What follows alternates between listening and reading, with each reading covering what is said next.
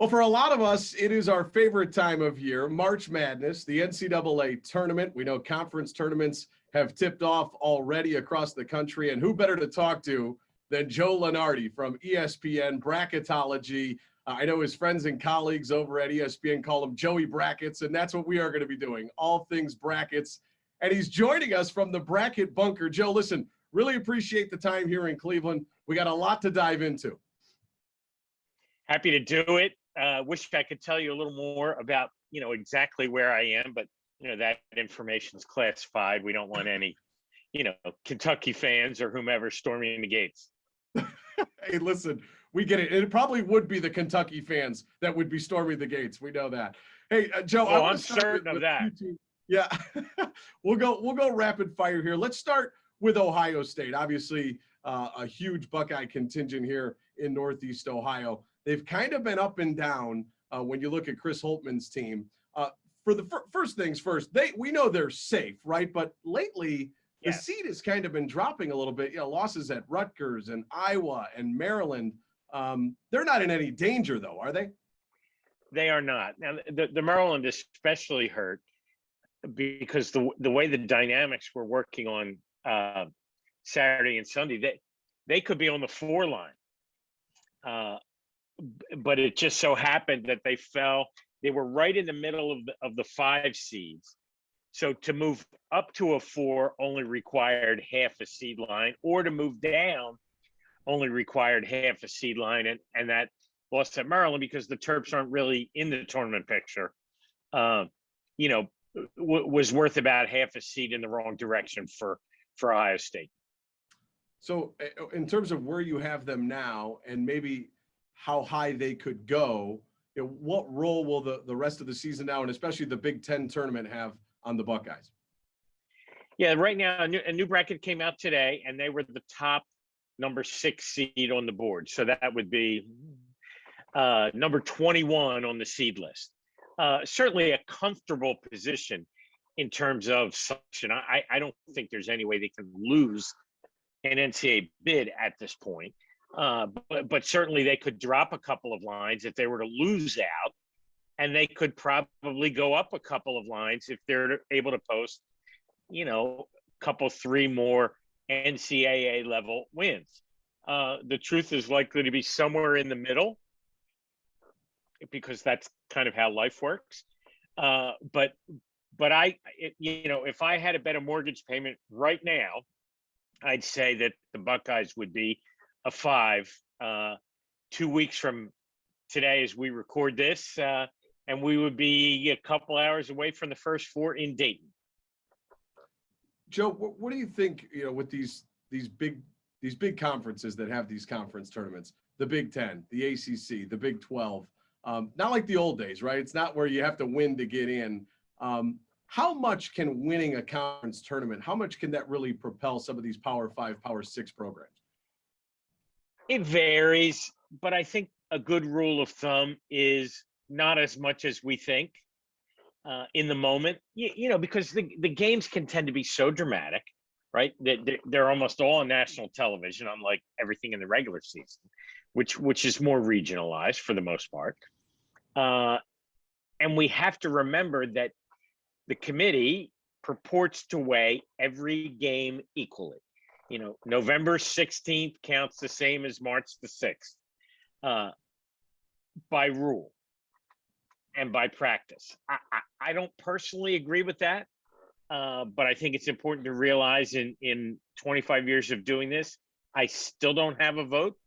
I never had a vote, and I'm never going to have a vote. But what we do see a lot of times is people like me, guilty, overreact to single results in conference tournaments when the committee would tend to view them as 1/30th, let's say, of a team's overall resume. So I'm always kind of yanking myself back and saying, don't jump a team too far, or don't bang a team too low based on one game. At the end of the day, how many teams do you think we're looking at going from the Big Ten? I would guess the smart money would be on 8, Okay. because they could have as many as 9 and probably as few as 6 or 7. But the 3 at risk, Michigan and Indiana and Rutgers, they're not all going to play their way out. In fact, Rutgers and Indiana play this week. So by definition, someone's going to get their position strengthened, probably enough to make it regardless of what happens at the Big Ten tournament. So yeah, if I was betting a mortgage payment, hopefully someone else's, I would go 8. Okay. The MAC tournament, Joe, will be here in Cleveland. A lot of us obviously are following Kent State and Akron. The last time the MAC got 2 bids was 1999. That was Miami of Ohio with Wally Zerbiak and Gary Waters' Kent State team. You don't see any sort of scenario where the MAC would get 2 teams, right? This is a 1-bid league. Yeah, and that's been the case for far too long. Those of us who go back remember when the MAC was a really good basketball conference, with Wally and Thunder Dan and Ron Harper and the Shack of the MAC and all that.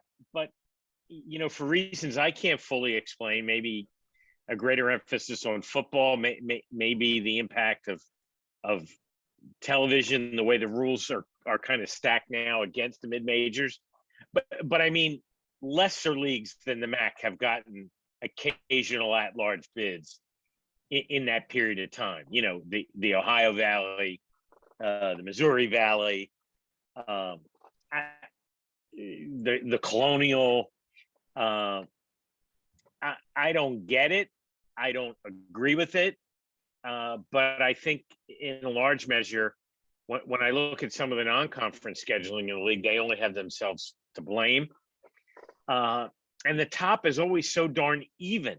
Almost never does a team, separate and go, 17-1 or something like that. Now, certainly, probably 3 or 4 years ago now, Buffalo would have gotten an at-large the year they were, a single-digit seed. It just so happened that they didn't need one. When Bobby Hurley had that great team there with the Bulls. For some of these mid-major conferences, as we kind of now transition into the Horizon League, I remember 2009, they got 2 teams in, but Butler was nationally ranked. Cleveland State won the conference tournament. That feels maybe like the only way right now. And it is the only way. And this year's example is probably Murray State in the Ohio Valley Conference. They're in the top 25. They went undefeated in the league, and it's possible that they're even better than the year they had John Morant, and that's really hard to fathom. But across the board, they are, and the net ranking system is kinder to them than the RPI would have been in the old days. So if Murray were to lose, and they'll tip it off in the OVC quarters, I think Wednesday night, they're still going to get in, or at least they should. And B, by definition, that means someone's losing a spot because a second OVC team will go in. So, these bubble teams we're talking about, including those from the Big Ten, Rutgers, Indiana, et cetera, bubble teams should be big Racer fans right now, and big Davidson fans, and big North Texas fans, et cetera, big Loyola Chicago fans, because those are teams where we could see quote unquote bid thieves. All right, so we'll finish. I'll ask you about the Horizon League. As what I've gathered from you, it's a 1-bid league. All eyes here in Northeast Ohio on Cleveland State. Dennis Gates has done a great job. I guess the only thing I would ask you is, okay, we know it's a 1-bid league. If Cleveland State was to win the tournament, though, I got a problem with where you got the Vikings. All right, a 16 seed against Kansas. That's not even fair, Joe. I hear you, and it strikes me as odd also. particularly given what we saw them do last year, right? Like it's not like they were one of those just happy to be here stories. But actually the best profile in the league from a seeding standpoint is still Oakland. Cleveland State is net and resume wise, kind of drifted between the low 15s and could even be, dare I say, in the bottom 4 of the 16s, which would send them to Dayton. Oh. And yet, this is a little inside baseball. A lot of ADs and leagues actually don't mind that, because if they win, it counts the same as winning in the main bracket from a unit standpoint. And let's say, while that may be ridiculous for fans, there are about 1.85 million reasons to like the idea. And Joe, last thing for you, the tournament stands at 64 teams and you have the first 4 that's played in Dayton. Are you happy with where this is at? I know we always hear about expansion talk. Is this a good number? Well, 68. Yeah, I think it's a good number. If I were king of the world, and it's pretty clear that, I'm not running, nor would I win, because I'd have to carry Kentucky, and that's never going to happen. I would either go back to 64 or go up to 72. And what I would do is I would give all of the conference automatic qualifiers a slot in the main bracket. And I would take the current bubble, which I always have is 16 teams, last 4 buys, last 4 in, first 4 out, next 4 out. And those 16 teams would play. We'd have 2 first 4s essentially in like Dayton, maybe 1 East, 1 West, or could move around. Play at all the old arenas as a homage to the past. Keep UD, play at the Palestra in Philly, play at Pauley Pavilion. Heck, find out where the old first tournaments were played in Kansas City and play there. And let these majors and mid majors face off against each other in what would be a true bracket buster. It would be far more compelling television than, I don't know, Alcorn State against Bryant, right? And I don't have anything against Bryant or Alcorn or any of those places. I just prefer more meaningful matchups, right? And you can't tell me that people wouldn't watch those games. Joe, listen, really appreciate the time here in Cleveland, and hopefully we can catch up with you down the road. Great stuff. Thank you. Thanks for having me.